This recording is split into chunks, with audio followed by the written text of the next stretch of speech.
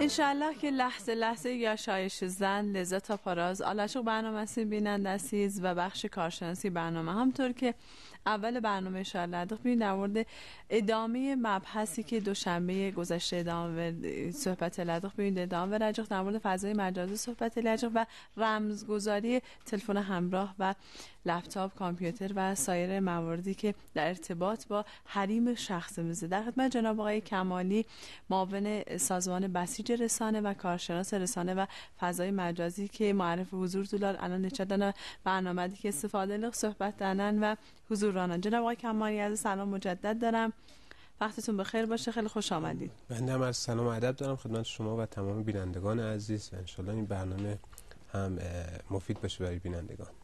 خب جناب آقای کمالی، امروز فکر کنم البته دوشنبه گذشته اشاره کردید به اینکه رمزنگاری تلفن همراه، ولی خب فکر کنم امروز یک مقدار کلی تر صحبت کنیم، با جزئیات بیشتر این مبحث رو شروع کنیم و ادامه بدیم و انشالله بتونیم به پایان برسونیم. بله، ما پیرو جلسات قبلی که در خدمت شما و بینندگان عزیز بودیم سعی اون بر این بود که به خانواده آموزش بدیم چگونه از اطلاعات خودشون در فضای مجازی حفاظت بکنن.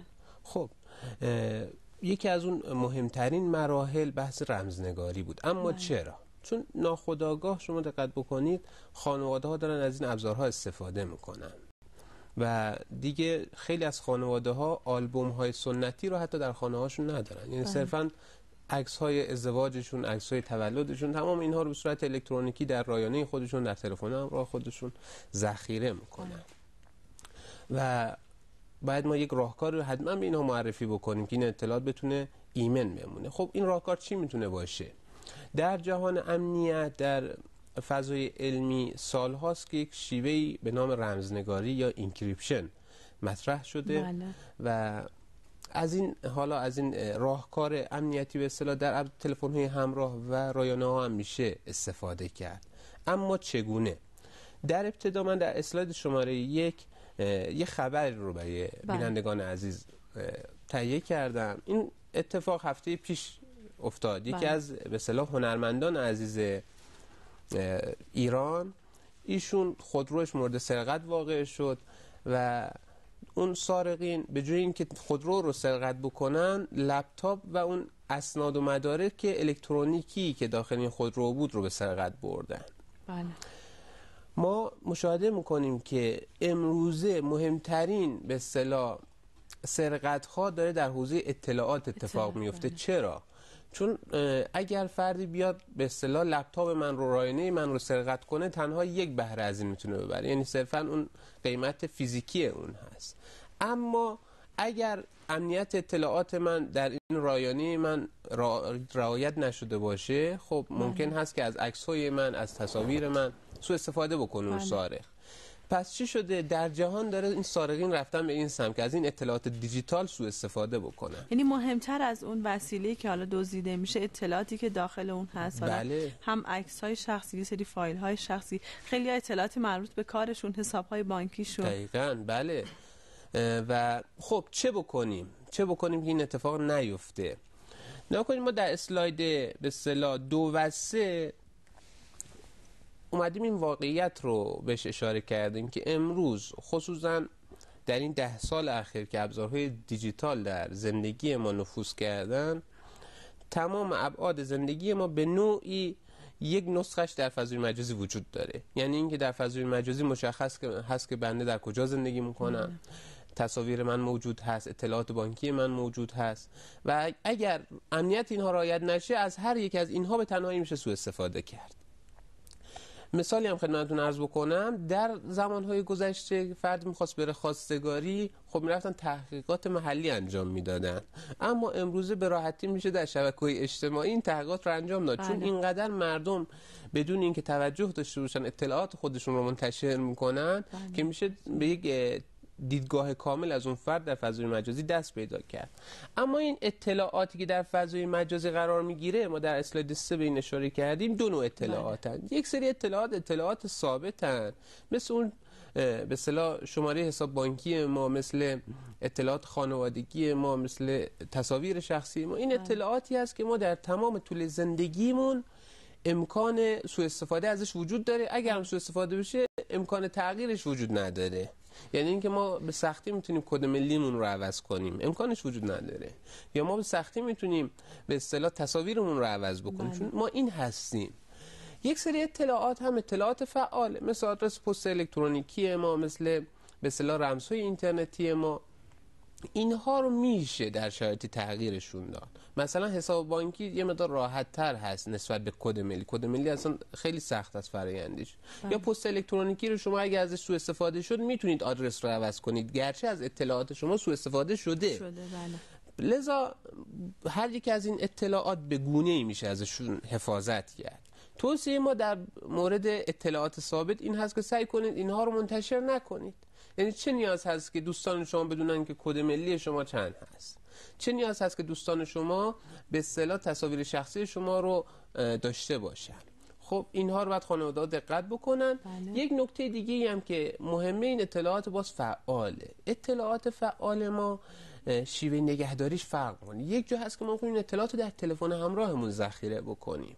یک جا هست اینها رو می‌خوایم در پست الکترونیکیمون، در اون حافظه به اصطلاح فضای مجازیمون ذخیره بکنیم. خب اینها فرق می‌کنه. ما در این قسمت تمرکز رو گذاشتیم روی تلفن همراه که چگونه ما این اطلاعات رو در تلفن همراهمون اگر می‌خوایم نگهداری بکنیم، یک جوری نگهداری بشه که اگر سرقتی شد، اگر ما جوی فراموشش کردیم، از این کمتر بشه سوء استفاده نباشه. بله.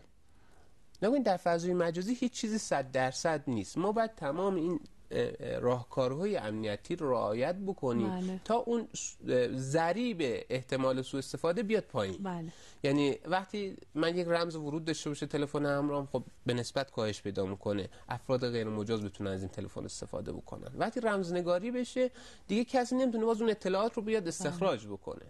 در اسلاید شماره 4 ما انواع حافظه رو به دوستان نمایش دادیم. نکنید من اهمیت به اصطلاح این حافظه ها رو خدمتتون عرض بکنم. اگر ما یک حافظه 1 گیگابایتی داشته باشیم، این حافظه 1 گیگابایتی با یک دوربین 7 مگاپیکسل که روی قالب تلفن‌های همراه به اصطلاح ایرانی‌ها دیگه این حداقل دوربینی هست که نصب شده، ما میتونیم 250 تا عکس رو در اون حافظه ذخیره بکنیم. حالا تلفن‌های امروزی بعضن تا 64 گیگابایت یا بالاتر حافظه دارن، یعنی 16,000 عکس رو میشه در تلفن همراه ذخیره کرد، یک تلفن همراه امروزی. خب این میشه به اندازه تصاویری که ما در طول دوران زندگیمون اینها رو ذخیره میکنیم. و اگر اینها بدون این راهکارهای امنیتی ذخیره بشن، خب شما بدونید مثلا در 5 سال که من بنده عکاسی کردم، خب مطمئنا یک سری از این عکس‌ها خصوصی بوده. بله. خب و به راحتی از اینها امکانش خواهد بود که سوء استفاده بشه. در اسلاید شماره 5 یک خبر دیگه رو ما خدمت بینندگان عزیز نمایش میدیم. نگاه کنید، امروز 40 میلیون تلفن همراه هوشمند در کشور وجود داره. خود مسئولین عزیز اعلام کردن که چی؟ از هر 2 نفر که تلفن همراه در ایران دارن، 1 نفر تلفن همراه هوشمند داره. بله.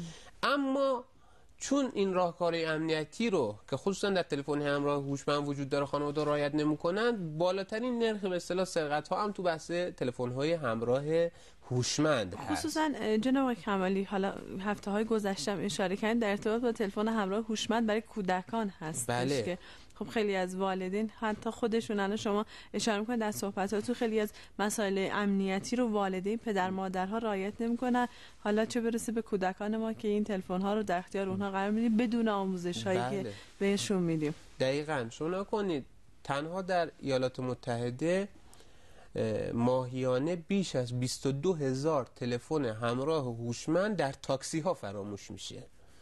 خب این اتفاق در دستور کشورها میفته. بله. و وقتی والدین ما نتونن و ندونن که چگونه اطلاعات خودشون رو به اصطلاح ایمن بکنن، در خصوصا در تلفن‌های همراه، خب مطمئنا فرزندان اونها هم یاد نخواهند گرفت، چون اون والدین هست که باید به فرزندش آموزش بده. این معلم هست که باید آموزش بده. ولی متاسفانه این آموزش ها چون کمتر پرداخته شده بهش، خب خانواده‌ها کمتر اطلاع دارن. حالا این سوال پیش میاد، خب ما الان تلفن همراه داریم، ما داخلش عکس خصوصی هم داریم، چه بکنیم؟ هدف ما هم پاسخ این چه؟ دقیقاً. ما در این قسمت به اصطلاح در اسلاید شماره 7 ما پرداختیم به اینکه چگونه در تلفن همراه بیایم از رمزنگاری استفاده بکنیم تا این اطلاعات ایمن بشن. خب اما رمزنگاری چیست؟ رمزنگاری یک تکنیک نرم افزاریه که از طریق یک رمز خاص و یک الگوریتم رایانه‌ای خاص اطلاعات طوری تغییر پیدا میکنن که بدون یک رمز واحد به هیچ وجه قابل بهره برداری نیستن. شما نگاه کنید به عنوان مثال، وقتی من به شما عرض میکنم مثلا سلام، این سلام چون کلیدش زبان فارسی، تمام بینندگان عزیز متوجه میشن. اگر بین ما دو نفر یک زبان خاصی باشه که دیگران ندونن، خب این زبان رمز هست. همین رو ما در فضای دیجیتال میتونیم پیاده بکنیم و خب این راهکارهای نرم افزاری در تمام ابزارهای دیجیتال غالبا وجود داره. یعنی ما میتونیم بگیم بالای 75% تلفن‌های همراه بازار این ویژگی رو دارن، اما خانواده ها کمتر از 5% از این استفاده میکنن. خب حالا در این شما را یه بار دیگه دوستان در اسلاید شماره 7 نمایش بدم. نکنید ما رو این تلفن همراه گفتیم انواع اطلاعات خصوصی ذخیره کردیم. حتی به عنوان مثال خدمت شما عرض بکنم، ما در تلفن همراه هوشمندمون زمان مکالممون با دوستانمون هم مشخص هست. یعنی اگر یک فردی به تلفن همراه هوشمندمون ما دسترسی پیدا کنه، میتونه بفهمیم که ما با چه کسانی بیشتر صحبت میکنیم. خب خودش این میتونه منجر به خیلی مسائل مختلف بشه. خب در اسلاید شماره 8 ما مراحل رو که شما باید در تلفن همراه هوشمند خودتون، تلفن‌های همراه هوشمند اندرویدی به اصطلاح دنبال بکنید تا این تلفن همراه به اصطلاح رمزنگاری بشه، نشان بدیم. خب این مراحل به چه صورت هست؟ شما در بخش تنظیمات تلفن همراه خودتون، در بخش سکوریتی یا تنظیمات امنیتی، اونجا یک گزینه وجود داره به نام رمزنگاری یا اینکریپشن. شما این اینکریپشن رو که فعالش بکنید، اول از شما درخواست میشه که تلفن همراه خودتون رو به برق متصل بکنید تا اون باتریش پر بشه. و بعد از این اون مراحل شروع میشه، مراحل رمزنگاری. شما بعد بذارید یک 3-4 ساعتی حداقل تلفن همراه شما، البته بستگی به اون حافظه تلفن همراه شما داره، که این مراحل رو طی بکنه تا تمام سطح دیسک تلفن همراه شما رمزنگاری بشه. حالا این رمزنگاری چه فرقی با اون رمز اول داره؟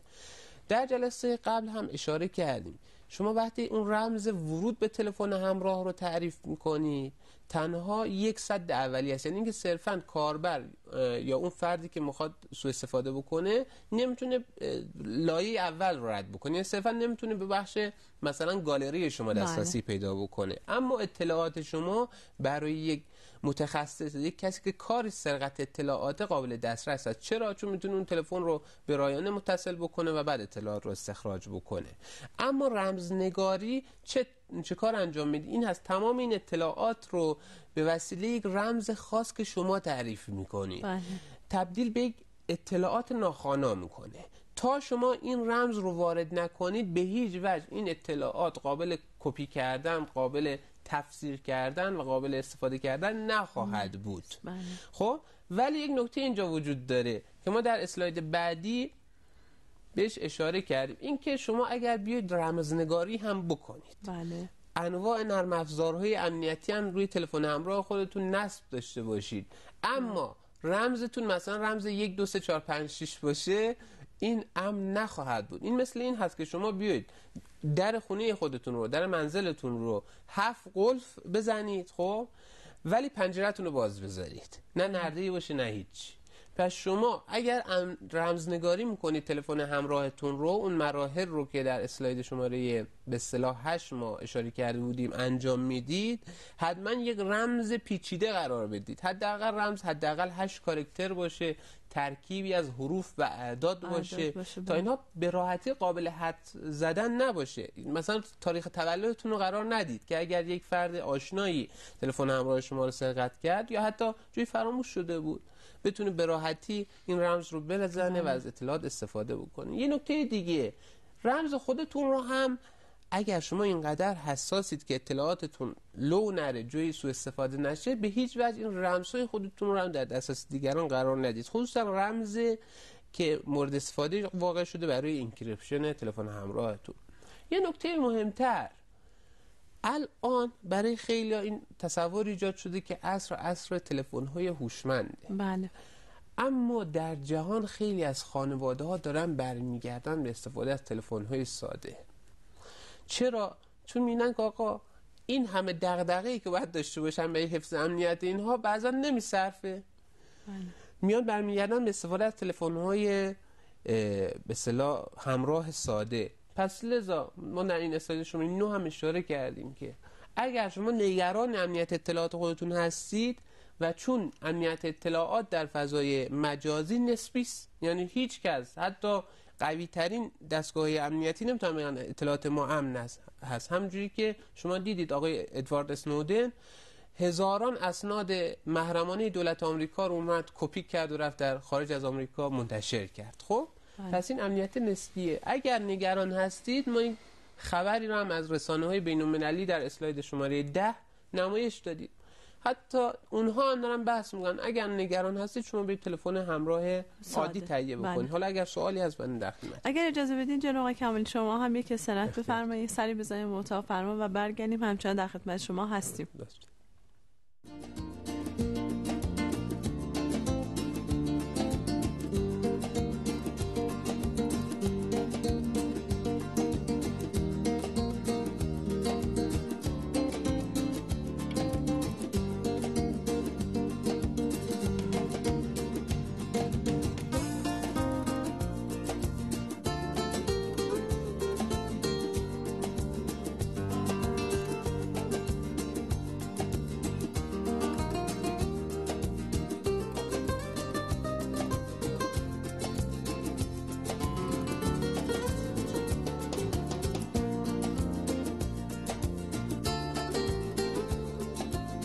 بله عزیز saat 10 geçip 46'da 47'de الان دالش برنامه همچنان سیزن لحظه گناه و در مورد رمزنگاری تلفن همراه صحبت الغا اگه خدای نکرده بürgüsün تلفن همراه از اغراضlar نجور سیستم امنیتی siz eliye bilaz که رمزنگاری است که خدای نکرده bir seri اطلاعاتان عکس‌های شخصیدن فایل های شخصیدن سوء استفاده میاد. در خدمت جناب آقای کمال بحثمز ادامه بره. خب جناب آقای کمالی فکر می‌کنم اون قسمتی که شما اشاره کردین که چطور رمزنگاری کنید یک بار دیگه با جزئیات کامل می‌فرمایید تا این رمزنگاری درست باشه. البته شما اشاره کردید از رمزهای ساده استفاده نکنیم، از رمزهای پیچیده استفاده کنیم که ترکیبی از اعداد، حروف و حالا خیلی از نشانه ها باشه که کم به سختی بتونن اون رمز رو حدس بزنن. بله. خب اگر دوستان اسلاید شماره 8 رو با یک زمان بیشتری نمایش بدن. بله. ناگهان من اینجا شماره قرار دادم بالای هر یک از تصاویر. دوستان در تلفن همراهشون بخش تنظیمات به اصطلاح بستگی داره زبان چی باشه، زبانشون فارسی باشه یا انگلیسی باشه. در تلفن همراهشون اون بخش تنظیمات رو که بیارن یکی از اون گزینه‌ها بخش تنظیمات امنیتی به زبان فارسی یا سکوریتی هست در زبان انگلیسی. روی اینکه کلیک بکنم بین تنظیمات متعدد امنیتی که در این تلفن همراه وجود داره مثل قرار دادن همون رمز ورود به تلفن همراه یک بخشی است به نام انکریپشن یا رمزنگاری. روی این که کلیک بکنن یا به اصطلاح اون فشارش بدن این دکمه رو یک توضیحاتی باز میشه که تو این توضیحات قید شده که کاربر عزیز اطلاعات شما رمزنگاری که بشه دیگه قابل برگشت نیست. یعنی این که اگر شما بخواید این رمزنگاری رو پاک بکنید باید تنظیمات به اصطلاح تلفن همراهتون رو به اصطلاح تنظیمات اولیه برگردونید تا تمام اطلاعات پاک بشه. یعنی به هیچ وجه این اطلاعات قابل بازیابی نخواهد بود. و یه نکته دیگه هم که اینجا قید میشه این هست که حتما باتری تلفن همراهتون پر باشه، چون اگر بین مراحل رمزنگاری که طول میکشه معمولا 3 تا 4 ساعت حداقل طول میکشه تلفن همراه شما خاموش بشه ناخواسته به دلیل کمبود باتری، باز تمام اطلاعات شما از دست خواهد رفت. پس همونجوری که در این اسلاید شماره 8 می‌بینید شما از مرحله 1 بعد به مرحله 3 برسید که اینجا قید شده. اما چون بعضا خانواده محترم سوال میکنن که آقا این تصاویر رو بعضا سریع رد میشه، ما اینها رو در اینترنت هم قرار میدیم. یعنی که اسم همین برنامه رو جستجو بکنن رمزنگاری و امنیت خانواده در فضای مجازی، این اسلایدها رو میتونن پیدا بکنن و با دقت بیشتری برن. پس حتما رعایت بکنید باتریتون پر باشه خاموش نشه تلفن همراه، چون اطلاعاتتون از دست خواهد رفت. اگر پشیمون بشید که آقا چرا رمزنگاری کردید، راهی وجود نخواهد داشت برای برگردوندن رمزنگاری و بعد تنظیمات تلفن همراهتون رو به حالت اولیه برگردونید که خب این به خاطر امنیت بیشتر اطلاعات هست و این ویژگی قابلیت خاصی داره. به محض اینکه شما تلفن همراه رو روشن بکنید، هنوز تلفن همراه کامل بوت نشده از کاربر رمز میخواد، یعنی اجازه نمیده که اون مراحل اولیه لود شدن سیستم عامل تلفن همراه اتفاق بیفته. لذا این مراحل رو دنبال بکنن. اگر مشکل خاصی بود میتونن در پیامک برنامه اعلام بکنن که باز ما الان یکی از بینندگانمون جناب آقای کمالی سوال فرمودن که حالا اگر این تلفن همراه رمزنگاری شد، اگر خواستیم تلفن همراهمون رو حالا بفروشیم یا عوض کنیم، میتونیم این اطلاعات رو انتقال بدیم؟ بله، نکنید شما به محض اینکه رمز رو در تلفن همراه خودتون وارد میکنید، اطلاعات رمزگشایی میشه، یعنی شما میتونید استفاده کنید. اگر خودتون هم در حالت رمزگشایی شده این اطلاعات رو جای کپی بکنید، قابل استفاده است، یعنی دیگه رمز نمیشه. اما وقتی اطلاعات شما در تلفن همراه قرار میگیره به صورت خودکار، این اطلاعات رمزنگاری میشه، یعنی ناخواسته هیچ کس نمیتونه از این اطلاعات استفاده بکنه مگر اینکه خودتون کپی بکنید جایی. خب این اتفاق میفته. حالا نکته مهم اینجا هست، اینکه اگر خواستیم بفروشیم، نکنید من در یکی از برنامه‌ها به صورت تخصصی به این مسئله خواهم پرداخت، چون خیلی وقتا خانواده‌ها میان تلفن همراهشون رایانه‌شون میان خون بفروشیم میشه جدیدش رو بخریم. این اطلاعاتی که شما چه عکس چه تصویر یا هر چیزی رو شما روی تلفن همراهتون یا روی رایانه‌تون ذخیره میکنید، این اطلاعات بعضا میگن خب ما تلفن همراهمون رو ریست کردیم به تنظیمات کارخونه برگردوندیم، اینو میفروشن. اما خانواده محترم، این اطلاعات گرچه به ظاهر پاک شده اما به راحتی قابل بازیابیه. خب این رمزنگاری یک ویژگی مثبتی که داره، تمام اطلاعات روی سطح دیسکتون رو چون ناخوانا کرده شما برگردونید به تنظیمات اولیه برای فروش. خب چه اتفاقی افتاده؟ اگر کسی بخواد اون اطلاعات شما رو بازیابی بکنه، چون ما خیلی وقتا داریم طرف میاد تلفن همراه رو تهیه میکنه از دست دوم، بعد خیلی کنجکاوه دوست داره اون صاحب قبلیش چه عکسایی داشته، میاد این اطلاعات رو با نرم افزاری که وجود داره به صورت رایگان بازیابی میکنه. وقتی رمزنگاری شده باشه این اطلاعات دیگه خوانا نیست. پس لازم به اینه که شما خواستید بفروشید، اول بیاید یه رمزنگاری بکنید، بعد اطلاعات رو ریست فکتوری به اصطلاح بکنید یا بازگشت به تنظیمات کارخانه رو در تلفن همراهتون بزنید، بعد بفروشینش با خیال راحت. دیگه هیچ دغدغه‌ای نخواهید داشت که کسی از این اطلاعات شما بتونه سوء استفاده بکنه. این رو انشالله در جلسات بعدی به صورت تخصصی بهش خواهیم پرداخت. انشالله. خیلی تشکر میکنم آقای کمالی از صحبتاتون و از توضیحاتی که در ارتباط با رمزنگاری تلفن همراه دادید. انشالله بینندگان عزیز هم بهره بردن از بحث امروزمون و بلافاصله بعد از اتمام برنامه تلفن‌های همراهتون رو برداریم و این رمزنگاری رو انجام بدید. اگه خدایی نکرده گوشی همراهتون سرقت شد، سوء استفاده از این فایل‌های شخصیتون، عکس‌های شخصیتون نشه. خیلی تشکر می‌کنم جناب آقای کمالی از حضورتون، از صحبتاتون، از محضر شما خداحافظی می‌کنیم. خب از دوستان همچنان لاچو برنامه تسریع خدمتی برنامه به قسمت خانم براتی عزیزین شهرآموزی بودن هنرمندان که بودن شیرینی پزینی 13 آموزش و رجاخلار با هم گروه